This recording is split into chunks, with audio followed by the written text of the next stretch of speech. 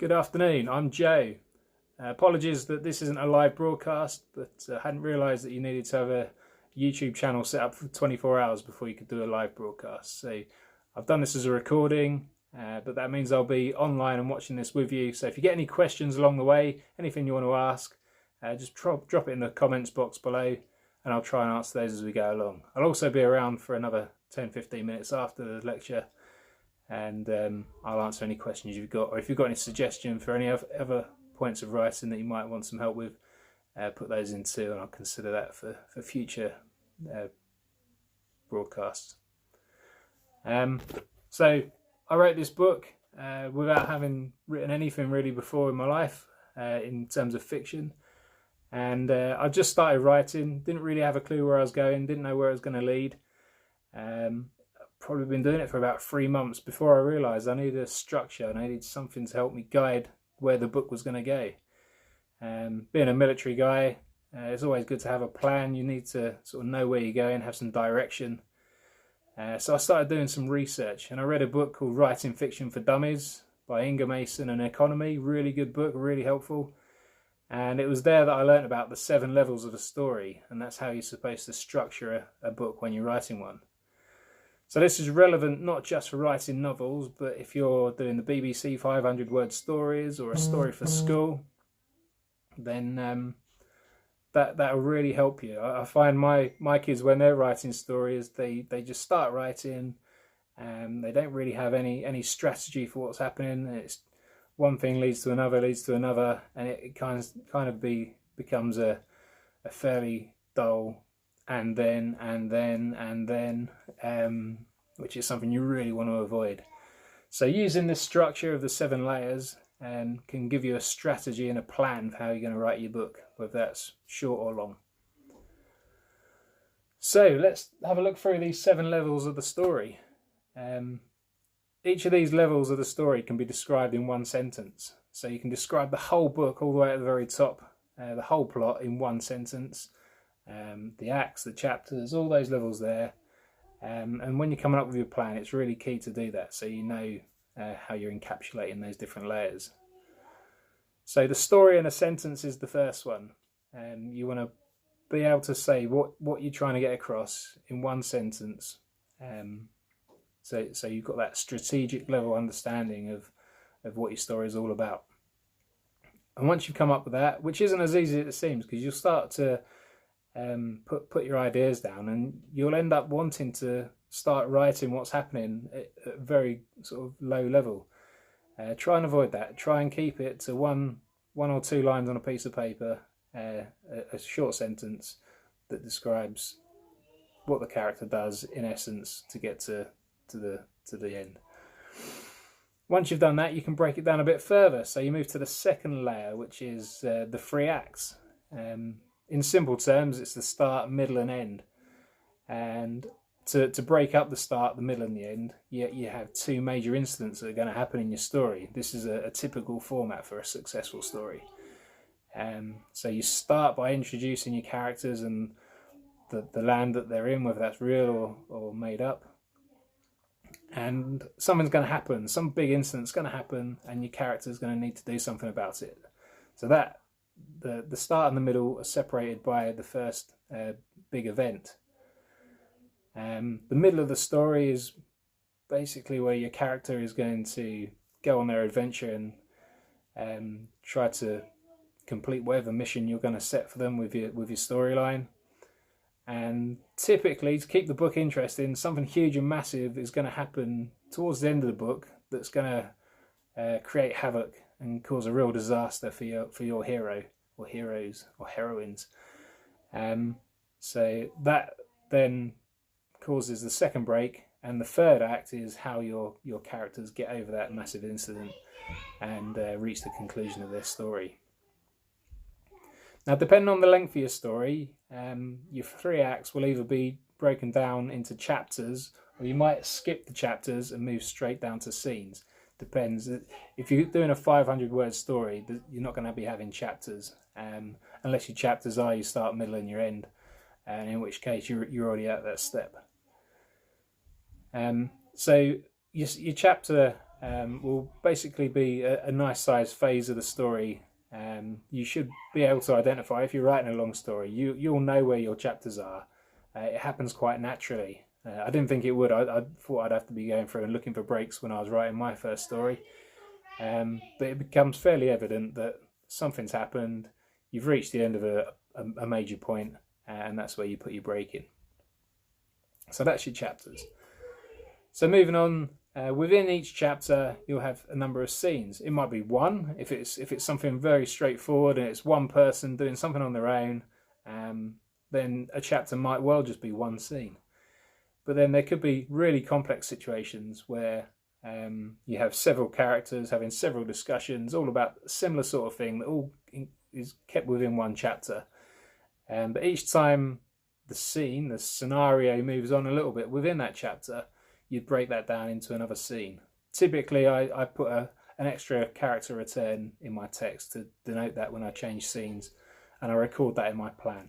And again, each of the chapters and each of the scenes can be described in one sentence. So if you're writing a really long, complex novel and you have a plan, I run a plan in an Excel spreadsheet for my books, and I keep a track of the scenes, and I have them in one sentence for each. I have one sentence for the chapters and one sentence for the scenes. So if you're writing a document that's 100,000 words long, can you imagine that? It's like 300 pages on your computer. Trying to keep track of what's happened in what order by going back through the Word document is almost impossible. So I keep track of mine on a spreadsheet. So I have my chapters list in one column, my scenes list broken down further in the next column, and I describe the chapter as one sentence, and I describe each of the scenes in one sentence. And if I need to recap on my story at any stage, I'll just read those columns. If it's a really broad strategic level, I'll just read the chapter sentences. But if I need to know a bit more detail, then I'll read my scene sentences. And that's something you really need to keep on top of when you're trying to track a document like that. Because if you don't do it, then you have to go back and reread everything you've written to condense that back down into one sentence and put that back into your spreadsheet. But again, this is the more complex end of writing. If you're doing your 500-word story, then you might just be doing it in your notebook, and it might be something that's you're only doing briefly. So within your scenes, you have clips, and they might be a stranded conversation, or where things that are broken down within a scene. The scene doesn't change, but something changes slightly within that to give you your clip. It might be a couple of exchanges of dialogue between a couple of your characters. It might be one of them goes off to make a cup of tea and they see something. But yeah, it's just a way of breaking down your scenes. Particularly if they're long scenes, it can get quite tiring to read tracks and tracks of writing. So think about where your clip breaks are. And then we're back down to the basic building blocks of your text, which is your paragraphs. So each paragraph would typically only contain one idea. So if you're writing and you haven't had a break in the text, no line breaks for a little while, think, have I got more than one idea in this paragraph? Because it can be really tiresome again for readers if they're reading long tracks of text and it's lots of complex things that are happening one after the other. So it's a really good idea to put your paragraph breaks in whenever you feel that there's more than one idea in that section of text. And then the paragraphs, obviously you'll know this, are made up of sentences. Now you just define a sentence as a tract of text that is stands alone on its own. So if you read through each of your sentences between your full stops, then each of those sentences should make sense without anything that's outside of it.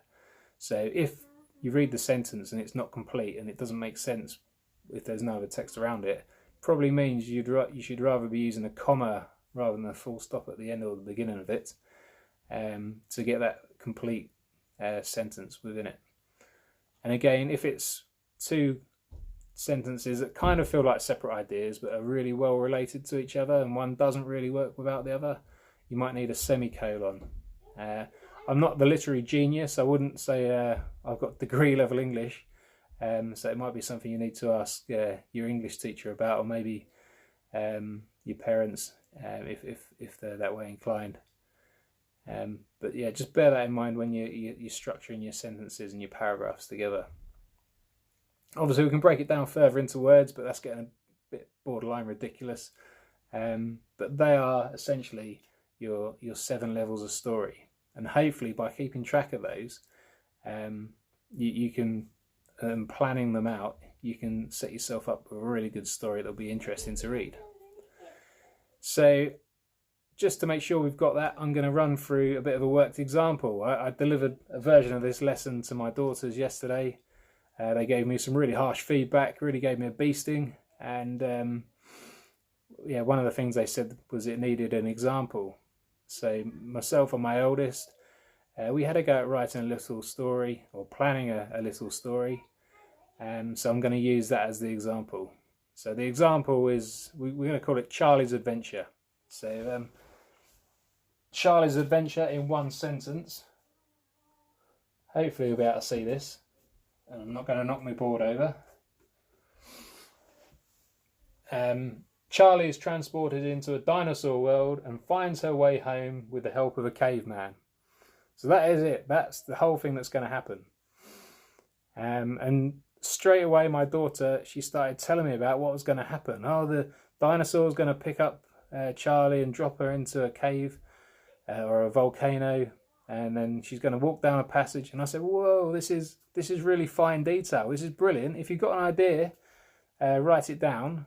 And don't forget it. But at the moment, we're just in the planning stage, so we really want broad ideas. And it's really hard to try and get her away from just going off on a tangent and writing down things that weren't relevant to the strategy. She really wanted to get straight into the detail, and that's what having a plan like this can help you avoid, and give you a really good plan for a really good plot. So when we spoke about what else was going to happen in the story, eventually got round to figuring out what the 3 acts were going to be. So the first act was so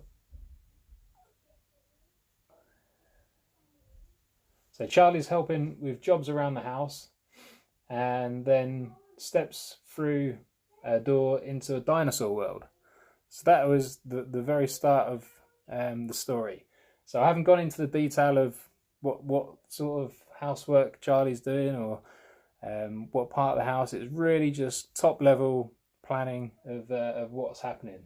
Doing jobs around the house, finds a portal into the dinosaur world. That's it. No more detail. That's all we need to do. So the second act, Charlie meets Ugg, who's the caveman, who helps him to battle to get to the wizard's portal, which they find has been destroyed. Okay, that could be huge. That could be pages and pages and pages, but it's all summed up with one sentence. Then the third act, Charlie and Ugg track down the wizard and sends Charlie home to his family. So again, very, very broad, but you know exactly what's happening in very rough terms. And you can see I've highlighted there in orange colour, these are the big incidents. These are the things that happen to the character, the really big issues that make the story interesting. So towards the end of the start, where we've introduced the characters and we know roughly what Charlie's all about, he steps through a door into a dinosaur world. Wow, that's an amazing thing to happen to you, isn't it? Really interesting. So that sets the story up for the middle. And Act 2, like we see, is Charlie's mission to get to the wizard's portal. So that's the main body of the middle of the story. But pow, at the end, they get to it and find it's been destroyed. So that's the second crisis that the characters need to respond to. And that teases up for the end of the story, where they have to go off and track down the wizard. So that's quite a strong plot for a short story. And it leaves you plenty of scope there to come up and dream up different ideas within that. But you've got a real storyline where things are going to happen. It's going to be interesting. Okay, so let's move on from the acts. We'll move down to the scenes. And we chose to follow on from Act 1. So this is Charlie helps with jobs around the house when he steps through a door into the dinosaur world. I think Charlie's not quite decided whether it's a he or a she at the moment. But we'll go for scene 1. Okay, Charlie's helping his dad in the garage. So again, no detail. We're not even going to say what they're doing. Are they cleaning tools, or are they washing the car, or it's just Charlie is there in the garage with his dad, and that's the first scene of the first act. Again, we've dropped chapters here because this is based on a 9-year-old story, my little girl's story. So we've gone straight down to scenes. However, if you're writing a bigger story, this would be where your chapter would be.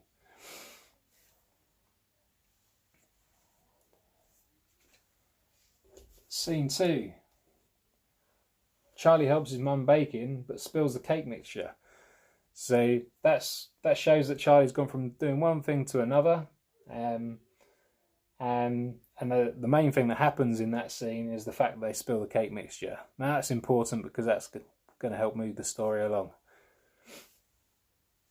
And takes us into scene 3.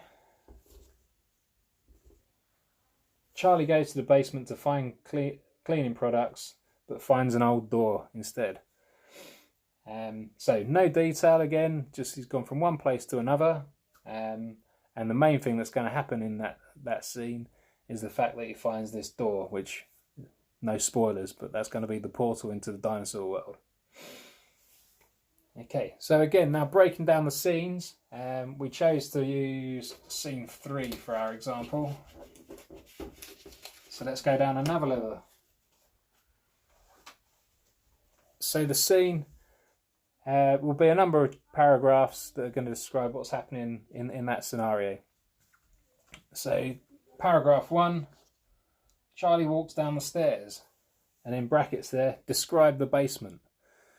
So I make little notes of this to myself all the time when I'm writing, if I'm doing the planning level, because it just reminds me what needs to go into that paragraph.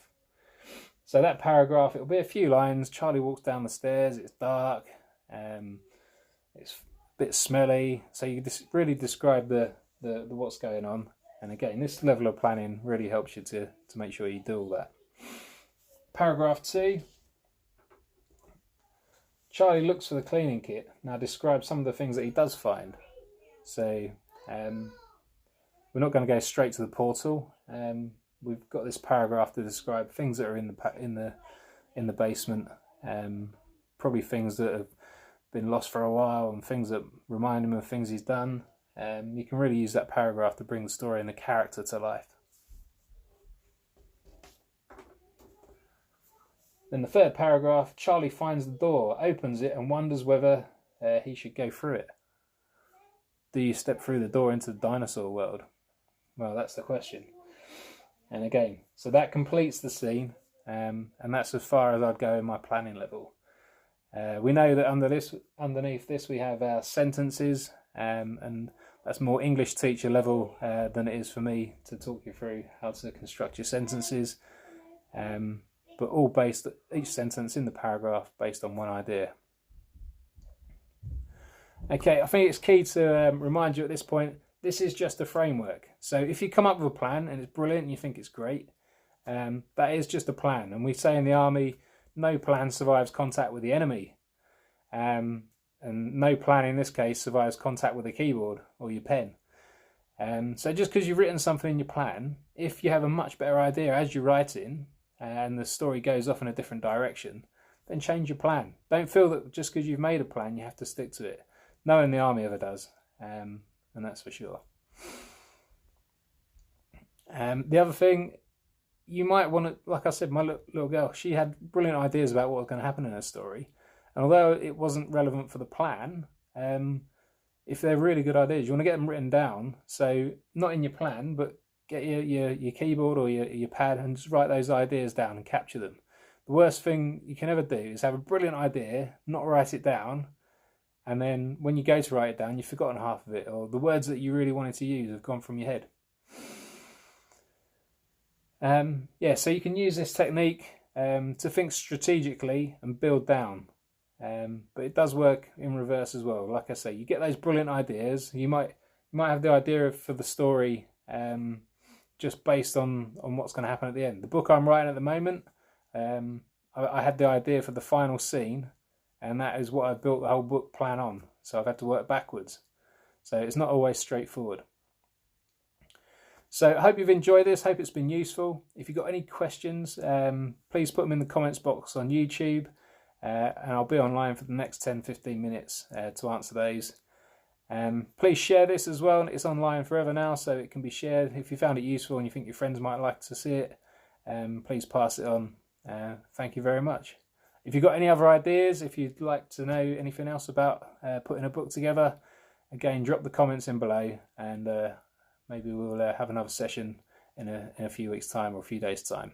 Thanks very much for watching. Bye-bye.